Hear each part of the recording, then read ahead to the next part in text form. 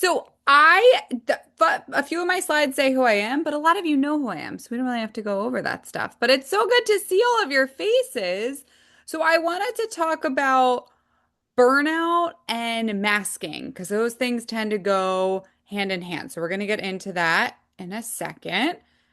So a little bit about me. I think you guys already know this though. I work with adults and I work with couples and I focus a lot on how to make communication and relationships easier. And by identity, I mean learning about your own neurodiverse self, right? And being able to talk about that and advocate for yourself within friendships, romantic relationships, school, work, all of it. And I really think it's important to talk about how our nervous systems feel, what's going on with our executive functioning, because I know for me that could be a real challenge. When I am tired, when I feel like I'm having a hard time managing a bunch of tasks, my executive functioning can really impact me. And then connection. I think it's really important to talk about how people who are neurodiverse are able to connect with each other. And maybe that's through shared interests, info dumping, right? Maybe that's actually through something called parallel play. I don't know if anyone's ever heard of that, but parallel play, it's called a neurodiverse love language, and it's when two people are just next to each other. They could be doing separate things, but they just like being in the room together. So for example, I really like reading, so sometimes I'll read on the couch, and my husband might be watching like a soccer game. So we're near each other. We're not doing the same thing, but it just feels good to be near each other, and that could be connection sometimes. It doesn't always have to be a conversation. Okay. So, all right. So why does this matter? I really like to talk about masking because a lot of times I hear from my neurodiverse adults that they've been told before like they're too much or they're not doing enough or they're hard to understand or they feel misinterpreted. And so then over time, they kind of take all this feedback and they try to be a version that they think other people are going to accept. That's kind of how masking starts, is you get told something. You're kind of told like, "Oh, you're talking too much or you talk too loud or you have to ask more questions." And a lot of times when people give you this advice, it's good meaning. It's not like they're trying to be mean or hurtful or anything. They're trying to give you positive feedback.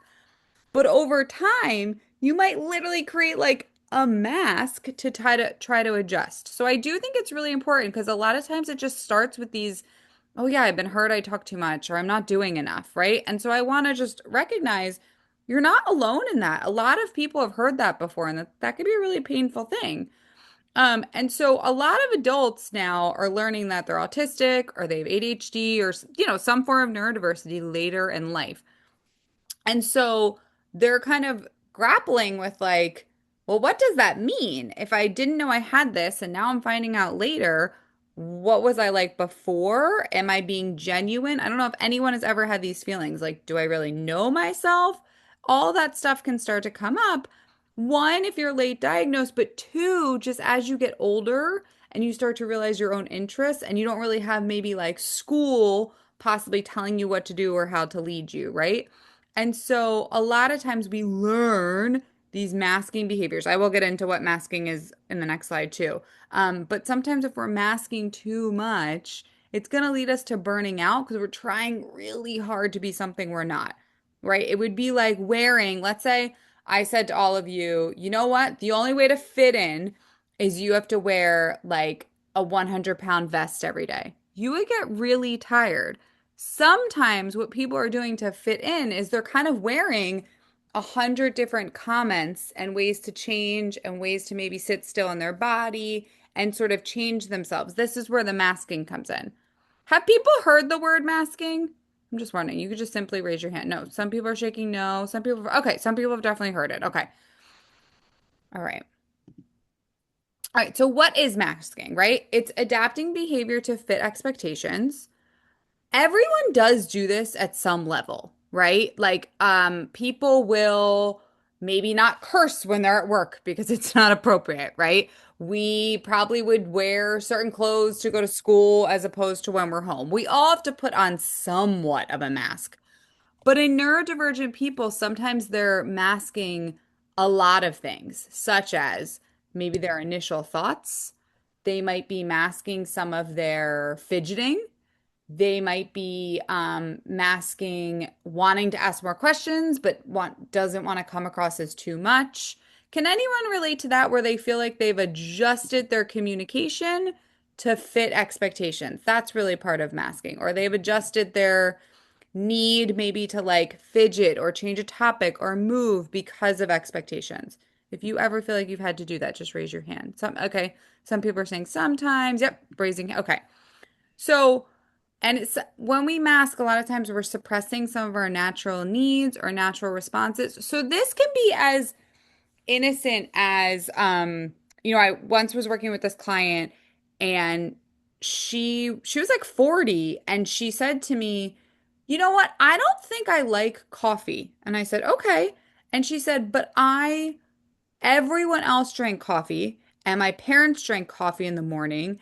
And I remember being younger and not liking coffee. So she's kind of like suppressing her need, right? And her national response, but everyone else does it. So I guess I should do it. That's a form of masking too. It's just sort of like learning like, okay, well, I have to sort of adjust to what everyone else is doing, even if it feels like it doesn't really work for me. So, and it goes along with wanting to feel safe and belong and have belonging and successful. So, like, I've totally done this before. I watched a show that maybe I don't really care about, but everyone else is talking about. That's a form of masking. So sometimes we do it and we know we're doing it and we know why we do it and we could turn it on and off. Sometimes, though, masking can feel pretty intense and we don't know how to turn it on and off because it sort of becomes this like, are there part of us that we need to act a certain way for other people? Can anyone relate to that feeling like I kind of have to put on like an act or try differently in front of certain people? And often it becomes unconscious over time. So we learn these things like a little bit younger and younger. Melissa, I saw you raise your hand. I will call on you 1 second. We learn it like younger and younger. And then we learn another thing and we learn another thing. And eventually it just kind of becomes this like system running underneath and we almost like don't realize how much effort it's taking for us to change some of these things. So we were talking about masking, and now I want to talk about the cost of masking, which I hope is the next slide, Judy. So if we continue to mask over and over and over, eventually we get pretty darn tired and it starts to lead to burnout, right? Like think about it. If you get up and let's say you have coffee every day and then you run because your parents run or your boyfriend or girlfriend runs, but none of those things are actually things you like. And then you maybe go to a job where you have to like, do a lot of small talk and that's hard for you. You're going to get tired and you're going to burn out. And sometimes we even get confused about what do we like, right? What are we into and what's part of our identity? And sometimes the more we mask, the less we know how to talk about our wants or needs or our opinions. And so that can affect relationships. That kind of affects our ability to communicate in relationships. So I want to talk about burnout and how, like I was saying, masking can contribute to burnout. When we think about burnout, I think a lot of people think about like work burnout, right? We've heard of people taking like a few weeks vacation and they feel better after work. This burnout is something called, there's autistic burnout. I've heard it called neurodiverse burnout. And it's really more of a like nervous system burnout, sensory system burnout, because I've been really trying so hard and for so long to fit in. And I've been trying to do things the neurotypical way. And that can feel really hard and draining. And so we might start to feel burnt out. And so we might have some chronic overwhelm. We might have some reduced capacity. So like, we're able to do things, we're just not able to do all the things we used to.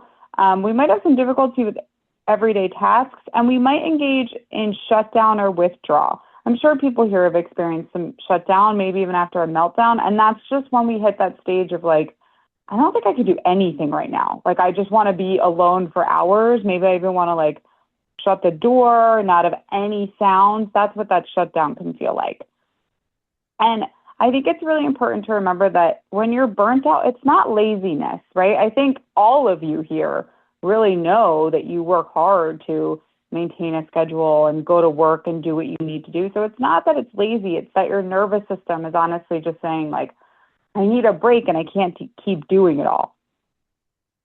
So the other thing that's really important to think about when we're talking about burnout versus like executive function or executive dysfunction, right, is that we want to define autistic burnout. So that's exactly what I was just talking about. It's more of a nervous system burnout, and make sure that we're talking about it's different than being depressed. It is different than just maybe not being motivated. Like sometimes we're not motivated to do things. And it's different than executive function limitations, right? So some of us do have executive functioning challenges. Like I am so guilty of time blindness or overscheduling, right? These are challenges I know that I have. Just because I'm having them, it doesn't mean I'm in burnout. That's why I'm saying we just want to distinguish. Burnout can really feel like like an overall, just it is really hard to do so many things. And I'm talking about it with masking because one of the biggest components leading to burnout can be masking on a really high level. And I just have this capacity versus compliance because I think it's really important to remember, like, if we don't have capacity, meaning like if you think of your, like a water bottle, right? If you're at full capacity, it is filled with water. You're really, really, really, really overwhelmed. You can't comply with things. That's how I want you to think about it, right? I can't actually take on more demands and do them because my water bottle is too full. So, Brandy, if you don't mind me sharing, you had said writing started as a way to unmask and relay what I was feeling, either via journaling or developing characters based off myself and those around me. It helped me process loads of what I was feeling as a child, teen, and young adult. But nowadays, I do struggle writing from time to time, mostly due to fatigue and adult life getting in the way. And then Kyle commented that he also tries journaling and writing down stories, and it helps. Oh, those are great strategies. I agree. And it feels so good, right? If you can do a real good brain dump. And I think a lot of people would agree that, yeah, life sometimes gets in the way of being able to do that. So I completely agree. Yeah, and then Christian had a comment about, he was asking about mentioning anything about extreme burnout. Christian, do you want to Extreme clarify burnout. that, or do you Yeah, know, Ellie? if they have a clarifying question, yeah, go for it.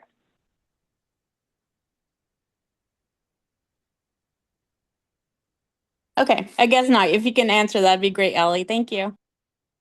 Yeah, I just think so. I have seen people in, yeah, like different phases of burnout. Extreme burnout to me really looks like pretty significant reduced capacity. And what I mean by that is like even hopping on a Zoom, answering a text, answering an email really feels demanding and challenging. Sometimes even like difficulty moving, right? Like getting in and out of bed. And this is what I'm saying. Sometimes it could look like depression, and that's why we want to check if that's happening.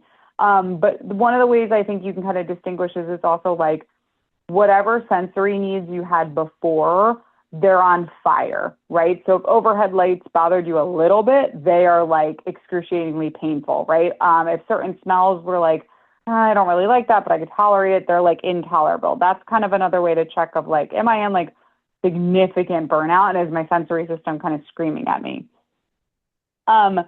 So we had just talked about burnout versus executive functioning, and I just really quick, because I think it's always nice to talk about ways to support our executive functioning.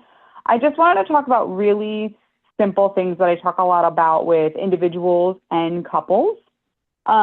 So one of the best supports you could do for executive functioning is sort of, you want to offload your working memory. We want to create some visuals. We want to support initiation and follow through, and we want to reduce cognitive load. I promise the next two slides are going to talk about that. You don't have to remember everything I'm saying.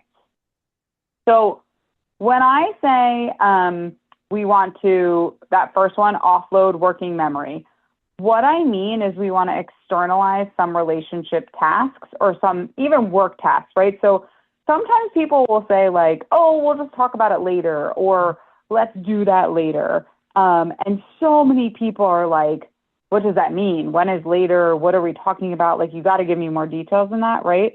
So it's really helpful if people in your life could support you with maybe like a shared calendar where, we're checking in on stuff. I talk about money a lot, but having times to look at money instead of like, oh, we'll discuss that later, or we're going to have this big meeting later. I like when people have small chunks of ways to talk about things. And this is also a little bit more for couples, but like connection time, like making sure you have time where you're checking in on stuff you have to do and connection time, and it's on the calendar. So you're not left with these like, oh gosh, there's all these things we have to talk about later, and I know I have to do things later, but I don't know when I'm going to do them. So it just reduces a little bit of that working memory pressure. Another one is if we think that we're going to memorize everything and we're going to remember it all, oh my goodness, that just gets harder and harder, right? So having some visual systems of some kind. I have a huge whiteboard in my house. I love it. Shared notes apps, I use that with plenty of people. I use that with my husband. I use it with friends. I use it with colleagues with ideas. We always have a shared note.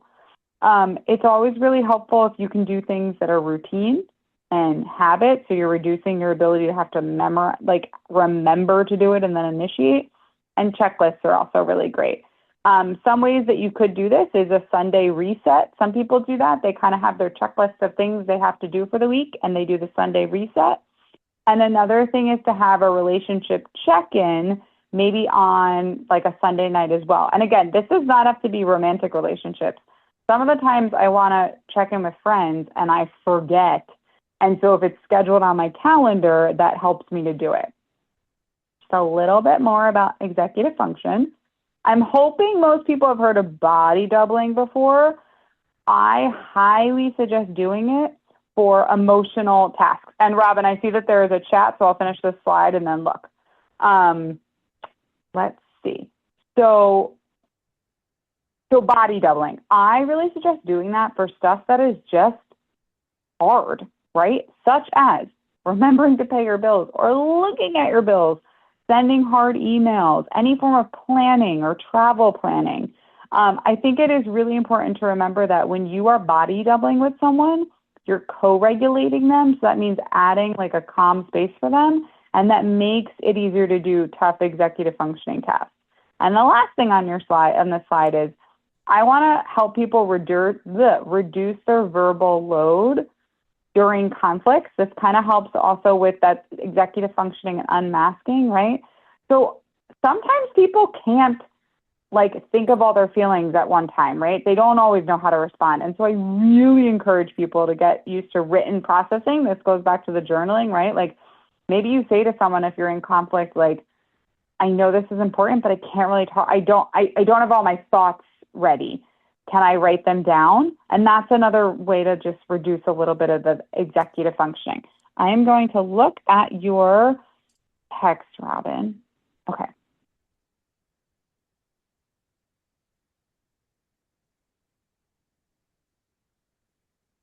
Yes. Okay. So Sarah and Carmen, if people see their chats, I hope I talk about this on another slide, but if I do not, let's talk about it now.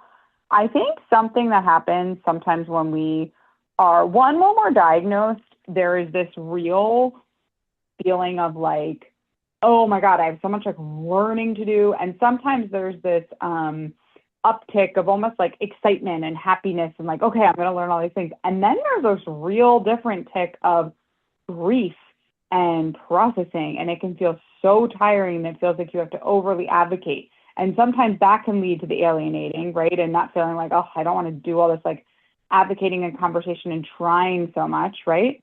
And then the other thing is, let's see, so I'm just looking at, yeah. So Kyle, I really like what you're saying about any time after a social situation, you want some time to unwind. I think that's a really good way to meet your needs, right? And know I want to engage in social activities and I need a breather after. And then, so sorry, I'm reading in real time and just need a second to process.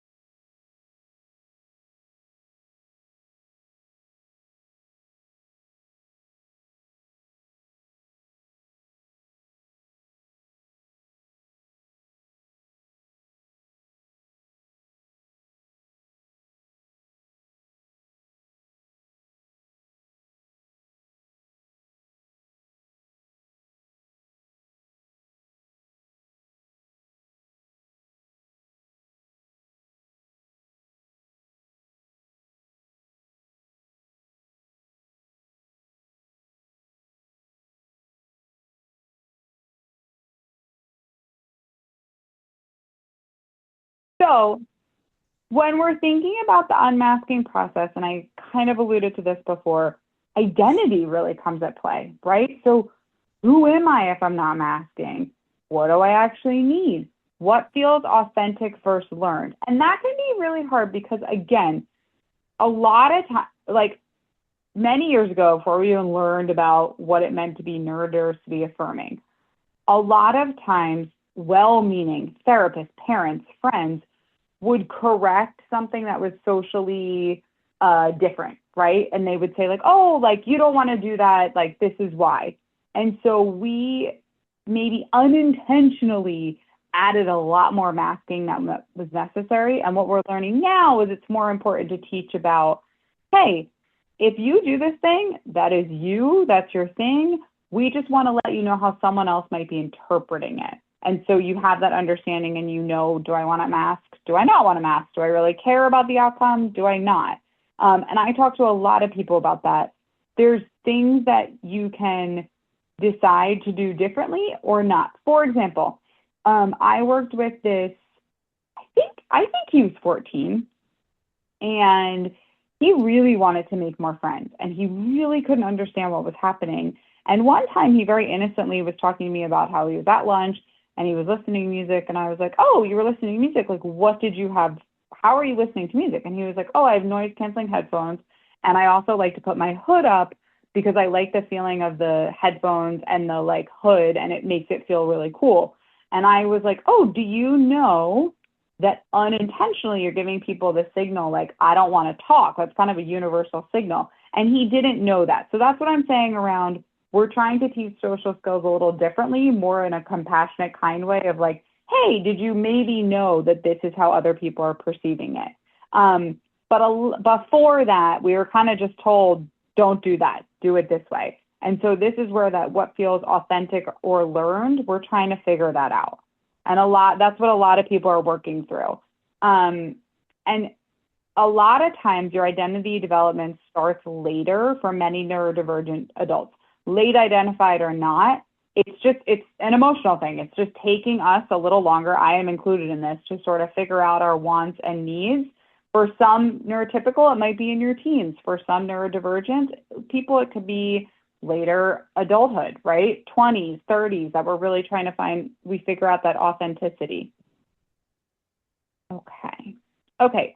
So ways to kind of get more into our identity and have more autonomy is we want to start honoring our individual regulation needs. And I'm going to talk about interventions for that. And I'm sorry, Judy, I jumped to slide 13. And so we want to start honoring our own needs. And when I say regulation needs, for example, I am up way past my bedtime. I normally go to sleep because I'm in Alabama. So I normally go to sleep at 9 p.m. That's a regulation need. I used to kind of shame myself and be like, oh, most adults can stay up to like 10 or 10:30. I should be able to stay up. But now I know that, like, I just need to go to sleep. So that's what I'm saying by a regulation need, things that make me feel better. We want to avoid compliance-based goals. So what I mean by that is avoid doing things just because you heard it once or someone said so, or we're extending the context, right? So like sometimes we hear a rule in 5th grade and it's a good rule for 5th grade, but it doesn't apply anymore as an adult. And sometimes we stick with those. We want to make sure another way to support autonomy is when and this could be for parents to think about, right, or friends of a neurodiverse person, we want to collaborate. We don't want to correct them. And so what I mean by that is, like if someone's asking you about their social skills, you can give them feedback of like, hey, this is what I noticed. You don't want to correct it though and say like, this is what you did wrong. That's what I mean by that. And then we want to always support identity development. Okay, moving on to the next slide. So intervention. So one of the ways to start to get to know your needs is when talking with other people, right? You can practice this. I think it's really important, instead of saying to someone, tell me what you need right now. That is so open-ended. And if people can answer it, that's awesome. They've done a lot of work on themselves. But sometimes if someone is struggling, you could offer like, do you want to talk about it now or do you need a little? Do you want to write it down? Do you want to come back in 20 minutes? And so you could say that to yourself, or you could say that to another person. And what I mean by yourself is, has anyone ever been in a position where they're just like, I don't know what I need. I'm feeling really uncomfortable. I need something, or I don't feel right, or I have an emotion that I can't label yet because of alexithymia. You could try saying these to yourselves, like, do I want to talk about this right now? Would it help to write it down or journal, right? Should I come back to this in 20 minutes? These are strategies you can use both with yourself and other people. Okay. Let's see. I just wanted to check if Robin is. I just want to Oh, that's add a one, beautiful Allie. picture, Carmen. What was that? Can I add what? Yeah. My son does a walk. Go for a walk. It's Yeah. kind of like come back in 20 Yeah. minutes, but I find that a lot of people need that kinetic activity to process. Yes. Yeah, I agree with you completely. I'm a big walker to process. So the other part that I want to talk about is sometimes we need to regulate and we're not rejecting someone. So I don't know if you've ever been in an argument with within a relationship, with a friend, with a parent, and you realize you can't keep talking and that you need space. And so it's really important to say to someone, I'm going to just step away and I'll come back in like 20 minutes. But I need space and I need to process. These are these ways of learning about yourself of like, hey, I kind of have these sensory needs that really affect my ability to communicate, to maybe be the person I want to be, right? To be in touch with my emotions. And I'm allowed to take a break and say, I want to come back. The big thing though is you have to come back, because if you never come back, people kind of feel like, wow, you just always walk away from our discussions or arguments. So that's a big one. Okay, so one way to start to learn or think about yourself, right? And a way to, and you could journal this, you could say it to yourself every day, right? So what feels more like you lately? That question might not land. So it might be more specific as like, I watched this show and I really liked it because of this. I played this game and I really didn't like it because of this. What you're doing is starting to form your own list of yourself. It's really funny. I know none of you can see me, but I am gesturing so much as I'm talking, and I realize I'm only doing it to myself. So another thing to think about is, what are you doing less of that used to be for others? So sometimes, and again, I don't want anyone to think that unmasking is selfish or that you're not going to care about people. That's not true at all. It's just figuring out what works for you, right? So what are some things that you're doing less of that maybe you used to do for others? So that's a lot about like, am I saying no to things that maybe don't actually work for me? That's a form of like unmasking and seeing how that feels, right? Am I signing up for something that I've always wanted to do, but maybe before people have said like, oh, like the timing doesn't work or whatever, right? So it's checking in with yourself and starting to explore. And then the other thing that sometimes really helps with learning our identity and what we like is figuring out what we don't like. Sometimes I find a lot of times the neurodivergent brain is way better at recognizing I don't like that doesn't work for me, and sort of making a list of those and then seeing maybe what the opposite of it is. So if I don't like, I don't know, this is a really silly example, but if I don't like sitting on the beach, maybe I love skiing, right? And sort of seeing if those things connect, and if there's things that you're discovering, oh, I actually do like that, or I remember liking that when I was little and I want to try that again. And then, anyways, we want to avoid saying to yourself, right? Like in your head being like, oh, I always get this wrong, or like I screwed up that conversation, or I need to change this behavior. And instead start saying stuff like, what would have made that easier on my brain?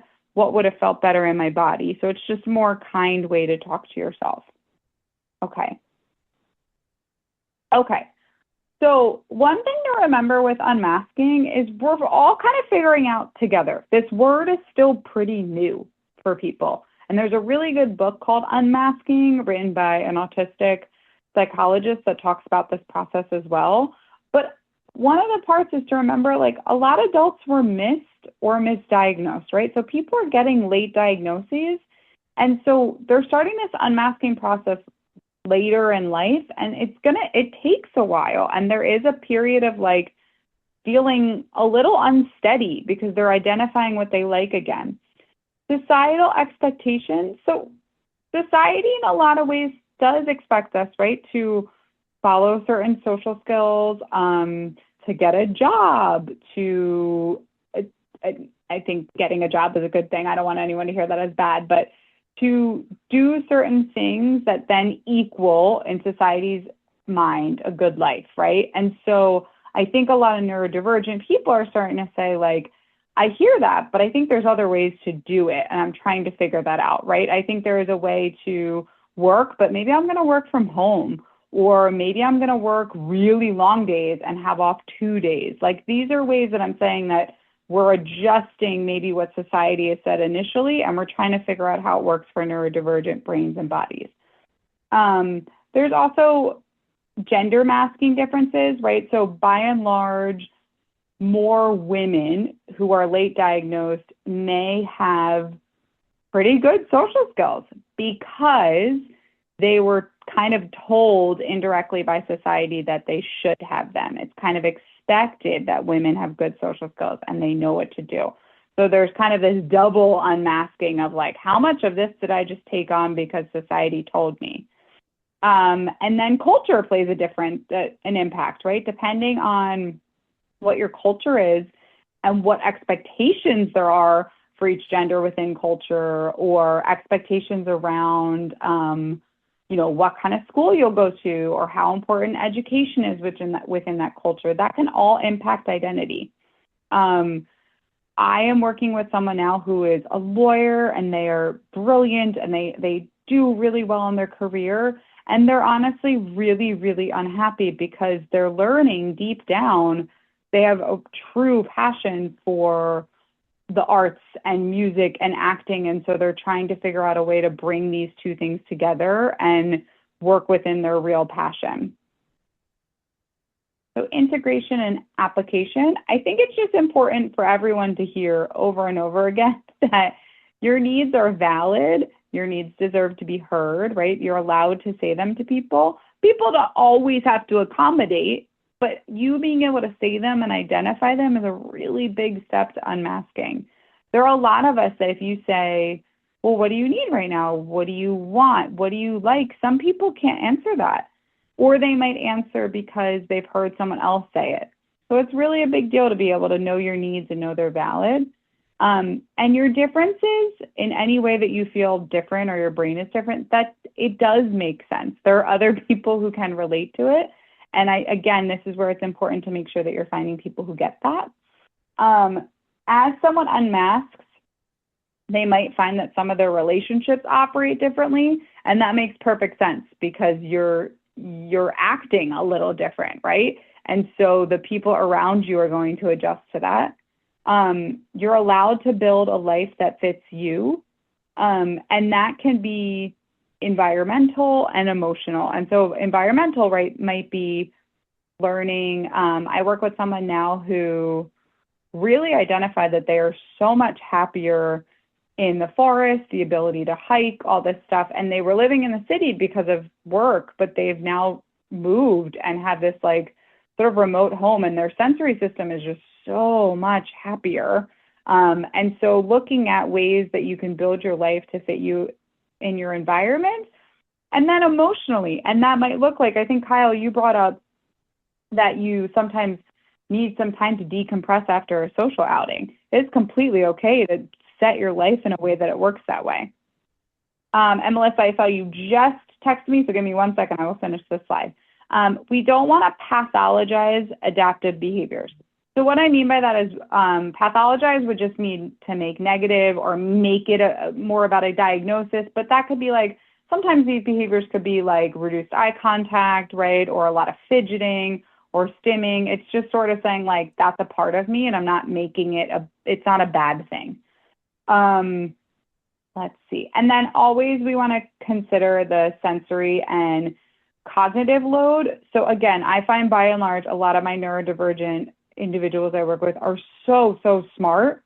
However, they're also doing things constantly at that level that they're using their brain. I guess if we think of like a computer, right, at the 100% level, they're never really letting themselves have projects at the 80 or 90% level. And so their cognitive load is just so high all the time.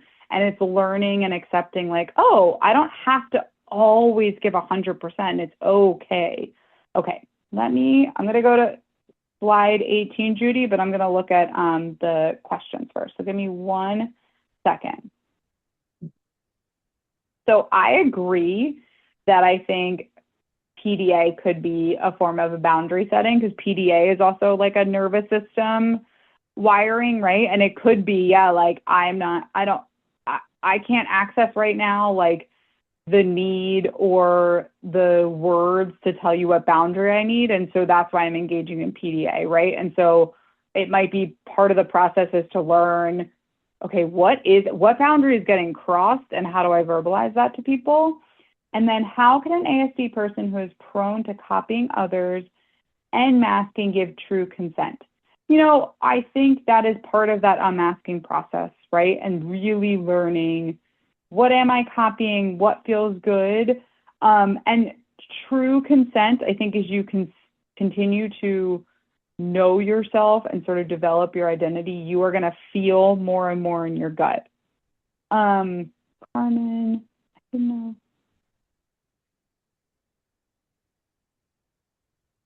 Oh, you know, I've heard that saying as well, Carmen, we're destined for loneliness.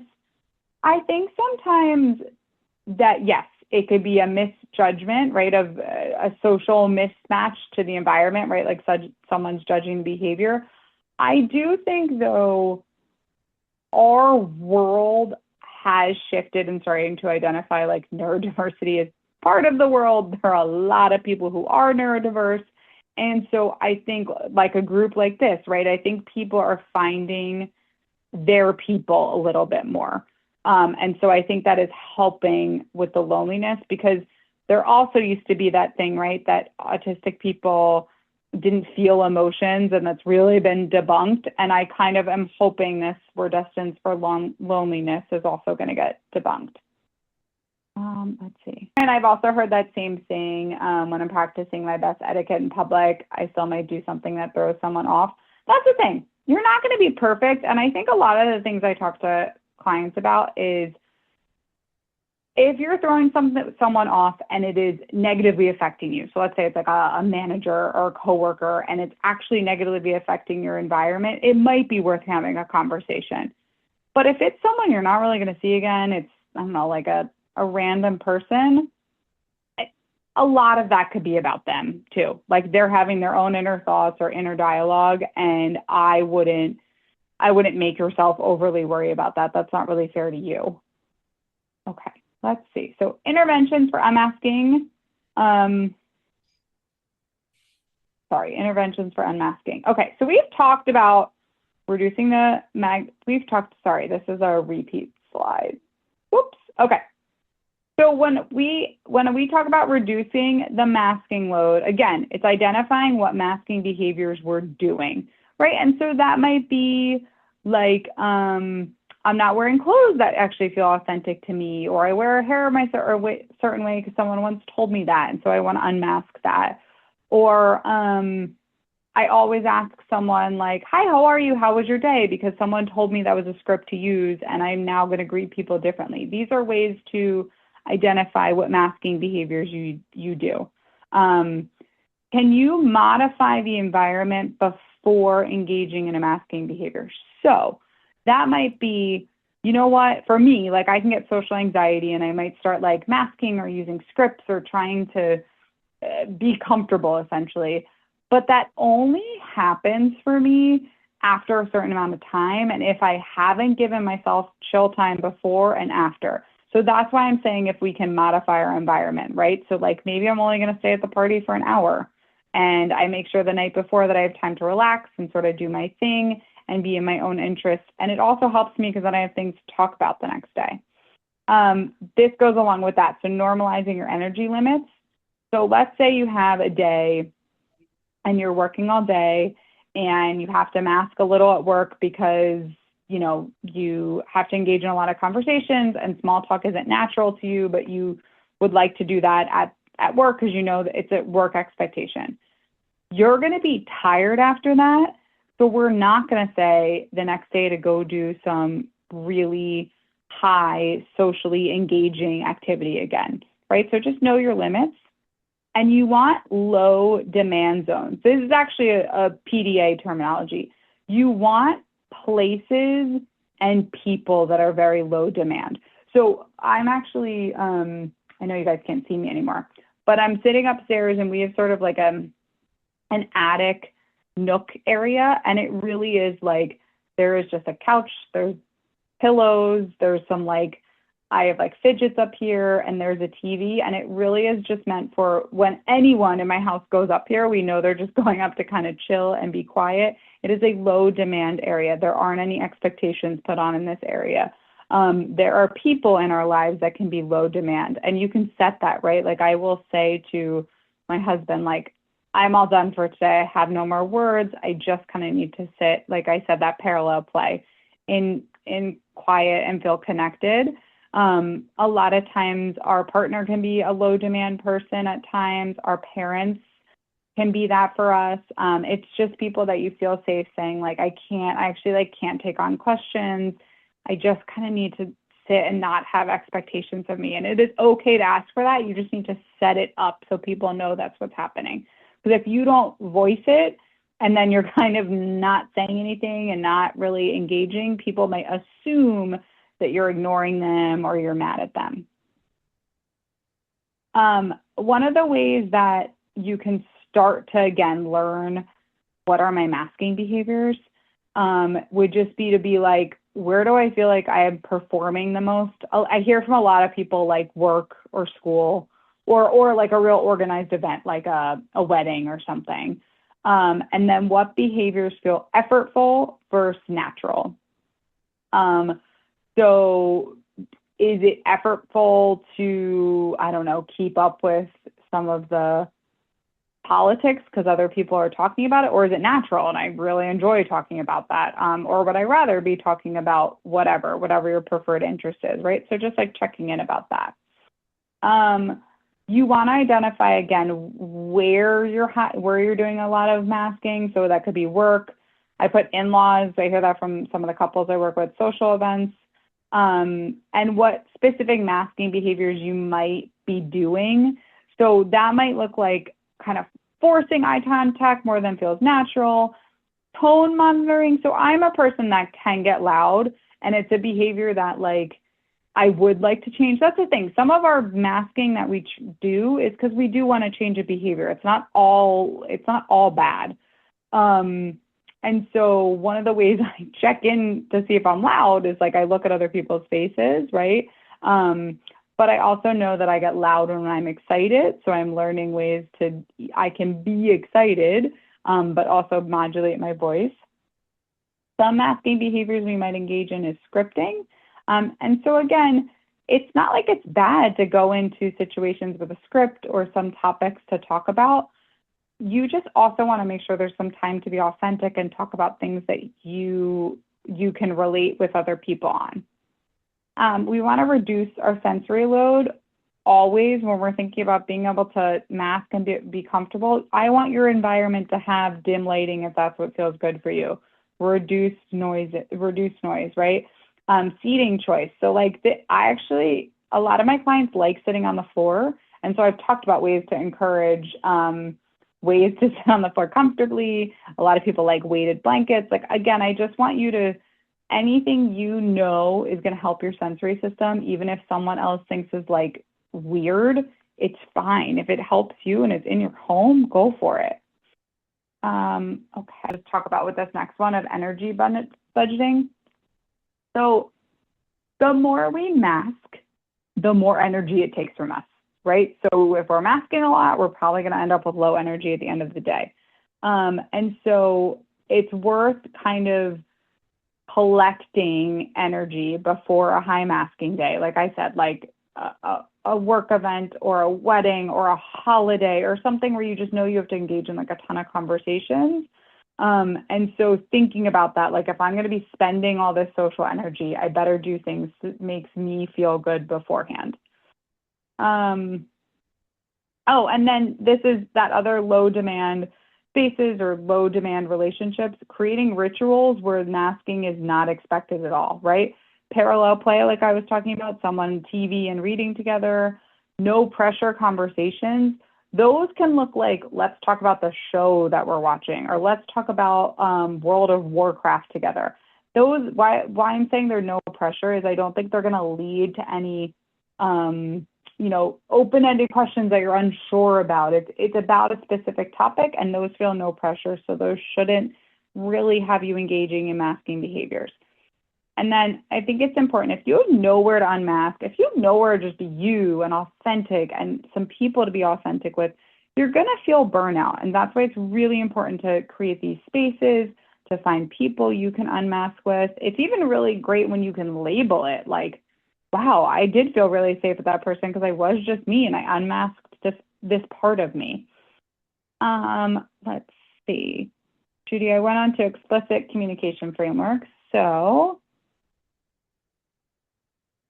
okay, this was I feel like I put a lot of wording on the slide. I'm sorry, everybody. All I wanted to say is I really like the framework, say the quiet part out loud. So a lot of times I find in both friendships and relationships, sometimes there's these like unwritten rules that we're like, oh my God, I would have never known that, or I don't even know what you're talking about. So I really like to say the quiet part out loud. So let's say like, if someone's like, well, you should already know that, or like everyone knows that, you could say like, what I need right now is, right? I would like the person to be able to say like, you know what, I was assuming, but what I actually need from you, or for you to say that to someone, that's a really nice way to just like reduce some of the like communication mismatch and over social skills that you have to engage in. If people are just more explicit in communication and you're modeling that explicit communication, it's helpful. And so an example of what someone might say is, what I need right now is reassurance, not solution. So I find a lot that someone may come to their parent or their friend with a problem, and most people, because we go A plus B equals C, if I have a problem, I should give a solution. But a lot of times what people actually are looking for is reassurance. That's why I like to put that one in there. A lot of times what people need right now is reassurance, not solution. And so if they're expecting you to just know that, that's really hard. Okay, let me just, okay. Oh, okay. So the last thing I want to say is I think it's really helpful to create a communication menu for yourself, right? And so when I'm overwhelmed, I prefer this. When I'm upset, please don't do this. When I'm happy, I may engage in stimming, and it means I'm happy, right? This is kind of your like communication sensory menu. That's a really nice way to start to like unmask and learn about yourself. When I'm thinking, I look to the left because that's me processing, and I realized later in life that people thought I was rolling my eyes or I was disinterested, and like, that's not true at all. So again, the more you know about yourself, the more you can tell to other people, and it's not left open for them to interpret inaccurately. Just to wrap up a little bit, did any of this feel like you've heard about masking before?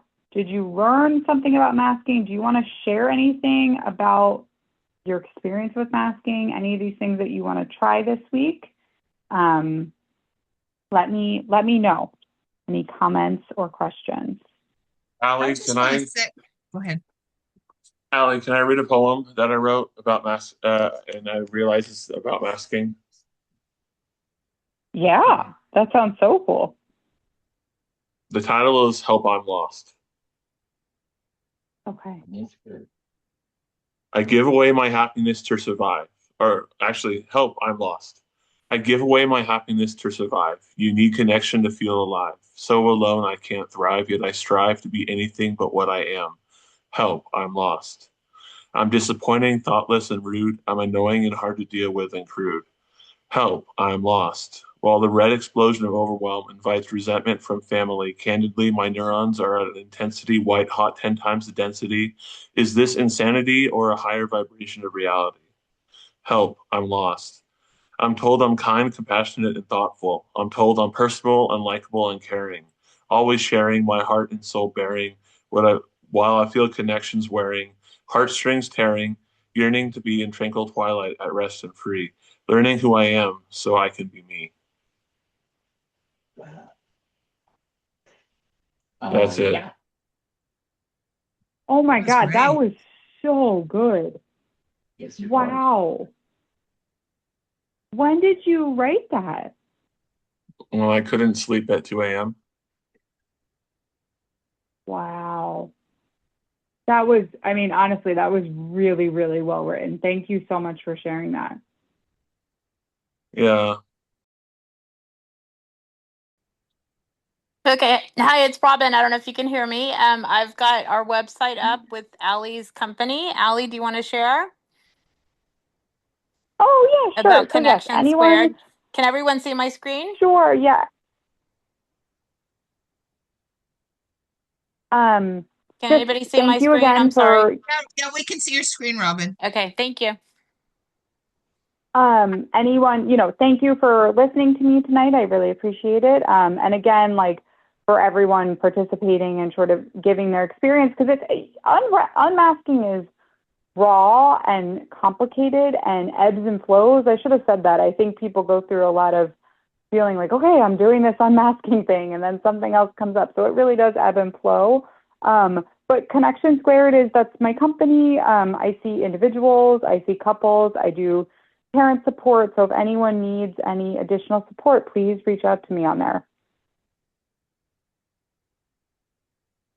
And you can find this on our website. If you go to the resources, we have organizations, and you can type in Allie's name and this will pop up.